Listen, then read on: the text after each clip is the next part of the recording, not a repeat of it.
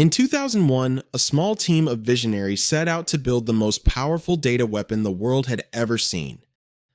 Today, that company, Palantir Technologies, is worth hundreds of billions of dollars, powers the U.S. military, and is reshaping how the biggest companies on Earth make decisions with AI.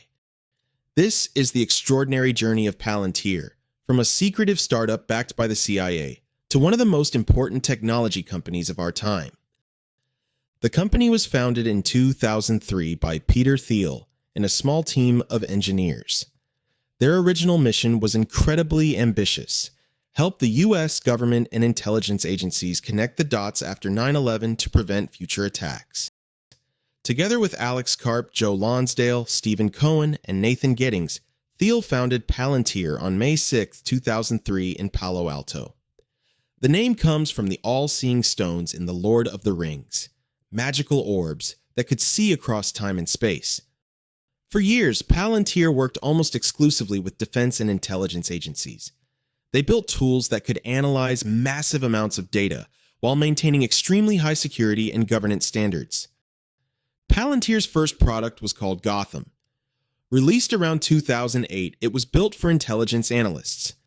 It could take thousands of disconnected spreadsheets, databases, and intelligence reports and turn them into one living map of reality, showing connections, timelines, locations, and predictions in real time.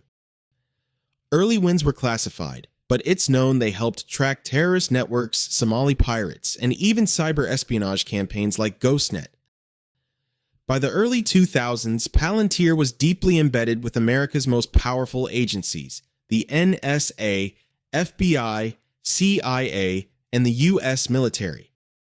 Its Gotham platform proved extremely effective at connecting the dots in the fight against terrorism and fraud.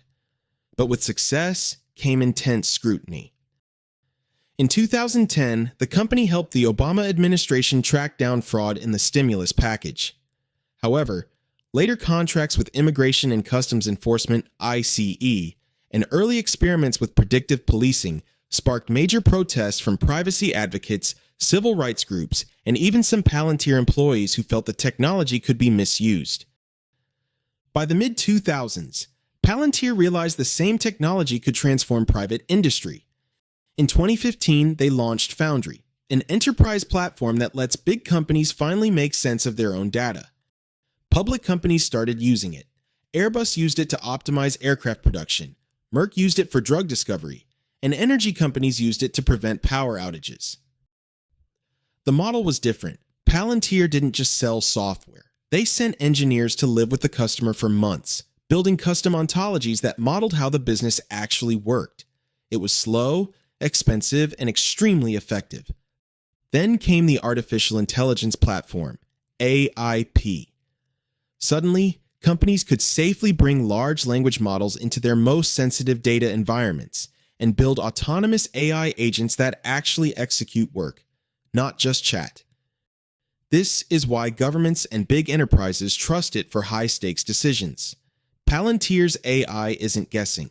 It's grounded in actual company data and rules, with strong governance and human oversight. The results speak for themselves. In the most recent quarter, Palantir reported 85% year-over-year revenue growth, the highest in its public history, and raised full-year guidance to nearly $7.7 billion. U.S. commercial revenue exploded with growth over 130%. They now have hundreds of commercial customers using AIP, and many are expanding extremely fast. More recently, the U.S. Army's $10 billion deal with Palantir, announced in 2025, is one of the biggest and most important contracts in Palantir's history. It consolidated 75 separate smaller contracts into one simple agreement, removing delays, giving volume discounts, and letting the Army buy a la carte whenever needed.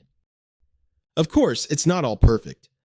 Palantir is still expensive on a valuation basis, international commercial growth has been slower, and they are heavily dependent on continued U.S. momentum with around 77% of total revenue coming from the U.S., increasing concentration risk.